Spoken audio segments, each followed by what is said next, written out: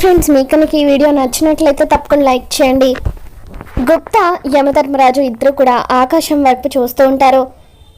ఇక కాసేపట్లో అమావాస్య గడియలు మొదలవబోతున్నాయి. ఎలాగైనా సరే ఆ బాలికను తీసుకెళ్ళిపోవాలని చెప్పి యమధర్మరాజు అంటూ ఉంటే ఇక అప్పుడు గుప్తా, యమధర్మరాజా, నాకు ఒక విషయం అర్థం కావట్లేదు. మీరేమో ఆ బాలిక అనుమతి లేకుండా మనం యమపురి తీసుకువెళ్ళలేమని అన్నారు. ఇప్పుడు అమావాస్య రోజు ఎలాగైనా సరే ఆ బాలికను తీసుకువెళ్ళాలని అంటున్నారు.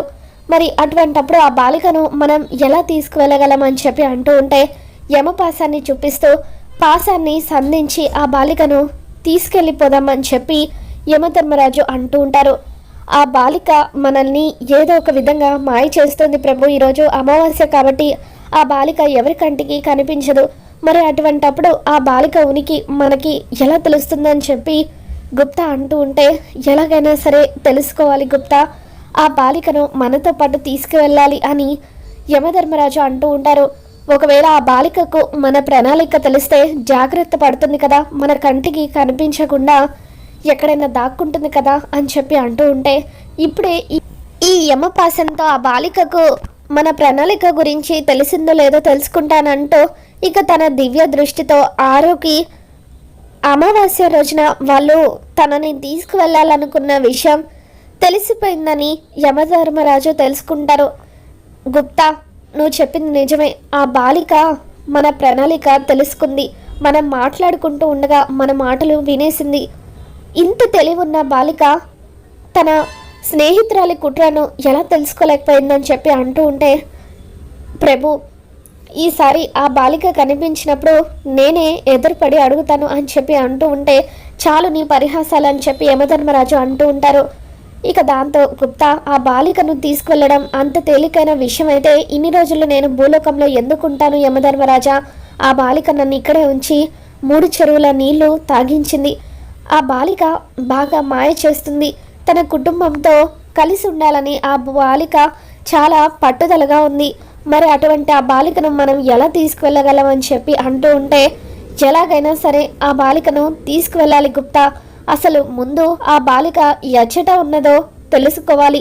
అసలు ఈ బాలిక ఇంత శిరోభారంగా మారిందేంటో అని చెప్పి యమధర్మరాజు అంటూ ఉంటే నేను చెప్పాను కదా యమధర్మరాజా అని చెప్పి తన మాయ మాటలతో మనల్ని అలాగే ఆ బాలిక మాయ చేస్తుంది. త్వరగా వెళ్ళి తను ఎక్కడుందో తన ఉనికిని కనిపెట్టాలి.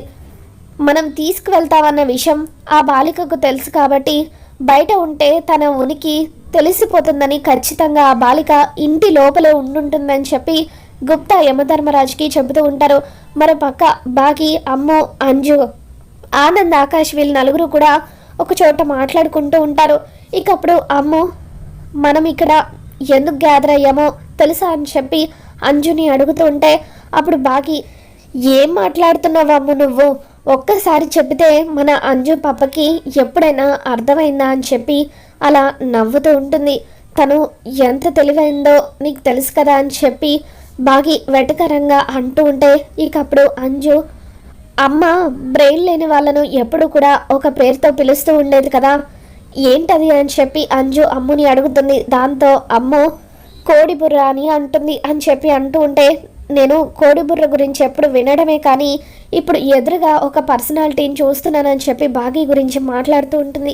నీదే కోడిబుర్ర అని చెప్పి బాగి అంజుతో గొడవ పడుతూ ఉంటుంది.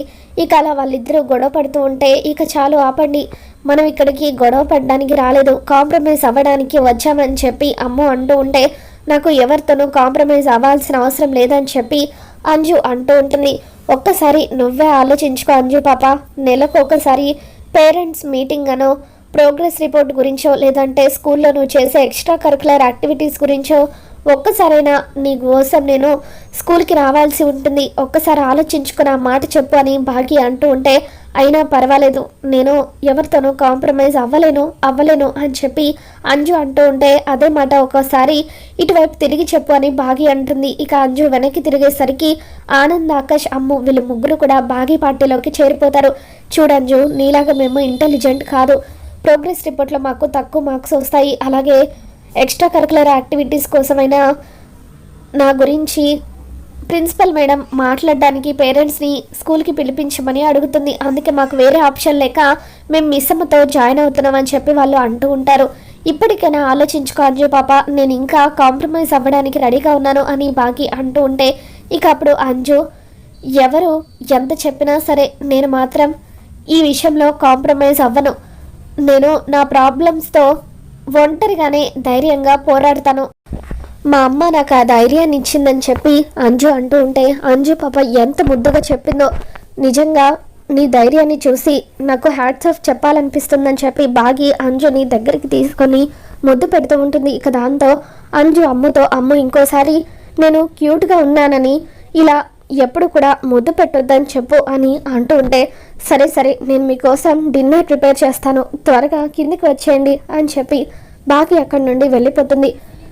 ఇక ఆ తర్వాత అమర్ తన గదిలో కూర్చొని ఆలోచిస్తూ ఉంటాడు. ఇక అప్పుడే బాగి పాలు తీసుకుని లోపలికి వస్తూ ఉంటుంది. బాగిని అమర్ అలా చూస్తూ ఉంటాడు. పాల గ్లాస్ని తన చేతికి ఇస్తుందేమో అనుకొని అమర్ ఆ పాల గ్లాస్ని తీసుకోబోతూ ఉంటే బాగి టేబుల్ మీద పెట్టేసి అక్కడి నుండి వెళ్ళిపోతుంది.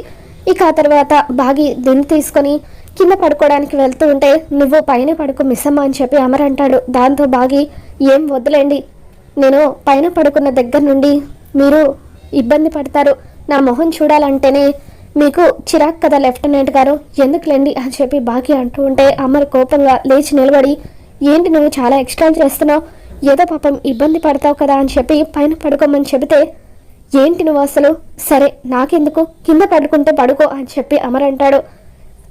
అంత త్వరగా డిసిజన్ మార్చుకుంటే ఎలాగండి, సరే మీరు పైన పడుకోమని చెప్పారు కదా, నేను పైన పడుకుంటాను లేండి అని చెప్పి బాగి పైన పడుకుంటుంది. ఇక అప్పుడు అమర్ కూడా పడుకోవడానికని వచ్చి లైట్ ఆఫ్ చేస్తాడు.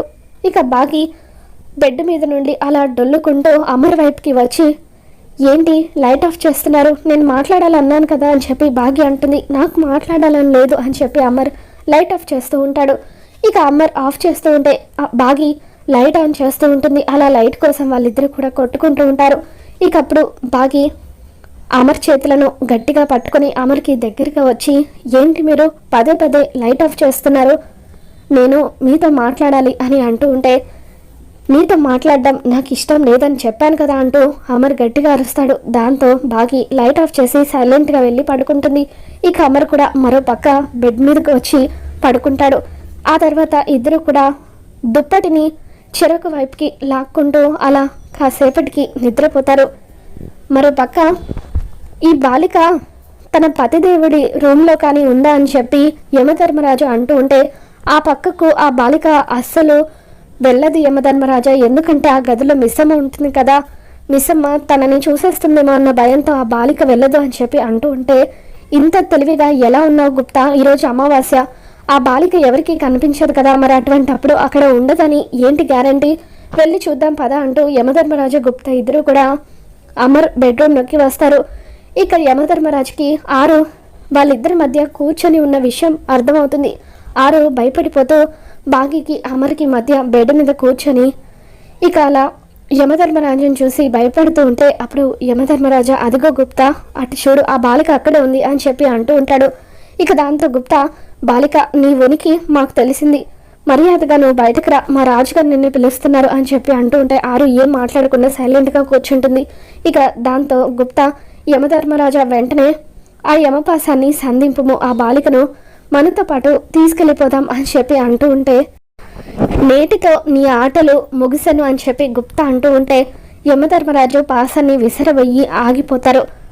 గుప్తా, ఆ బాలిక గనక ఇక్కడ లేకపోతే అన్యాయంగా ఆ ఇద్దరి ప్రాణాలు పోతాయి, అందుకే ఆ బాలిక ఒంటరిగా ఉన్నప్పుడు మాత్రమే మనం ఈ పాసాన్ని ఆ బాలిక మీదకు సంధింపగలం అని చెప్పి గుప్తాను తీసుకొని అక్కడి నుండి వెళ్ళిపోతూ ఆ బాలిక ఒంటరిగా చిక్కే వరకు మనం వేచి చూడాలని చెప్పి అంటూ ఉంటారు. అమ్మయ్య, మొత్తానికి ఈరోజు నేను తప్పించుకున్నాను, నన్ను క్షమించండి రాజుగారు అని చెప్పి ఆరు అనుకుంటుంది. మరో పక్క మనోహరి తన గదిలో ఒంటరిగా ఆలోచిస్తూ ఉంటుంది. అమావాస్య కాబట్టి దాని శక్తులు బలహీనపడతాయి, ఒకవేళ ఘోర దాన్ని తీసుకువెళ్ళడానికి ఏదన్నా ప్లాన్ చేసి ఉంటాడా, ఒకవేళ ఆ ఘోర ప్లాన్ చేయకపోయినా నేను ఏదో ఒకటి చేయాలని మనోహరి ఆలోచిస్తూ ఉంటే అప్పుడే వెనుక నుండి ఎవరో వచ్చి మనోహరి భుజం మీద చెయ్యి వేస్తూ ఉంటారు. మనోహరి ఆరు అనుకొని భయపడిపోతూ, ప్లీజ్ దయచేసి నన్ను ఏమీ చేయొద్దు, నేను క్యాలెండర్ చూస్తున్నాను అంతే, ఏం ప్లాన్ చేయడం లేదు. నువ్వు నన్ను ఏదైనా చేసే ముందు ఒకప్పుడు మనం ఇద్దరం కలిసి ఉన్నామన్న విషయాన్ని గుర్తుపెట్టుకో అని చెప్పి అలా మనోహరి భయపడిపోతూ ఉంటుంది. మరి మనోహరి ఒంటి మీద చేయి వేసింది భాగ్య అయ్యి ఉంటుందా? అసలు ఏం జరగబోతుందో మనం ఛానల్ తెలుసుకుందాం. మీకు ఈ వీడియో నచ్చినట్లయితే లైక్ చేయండి.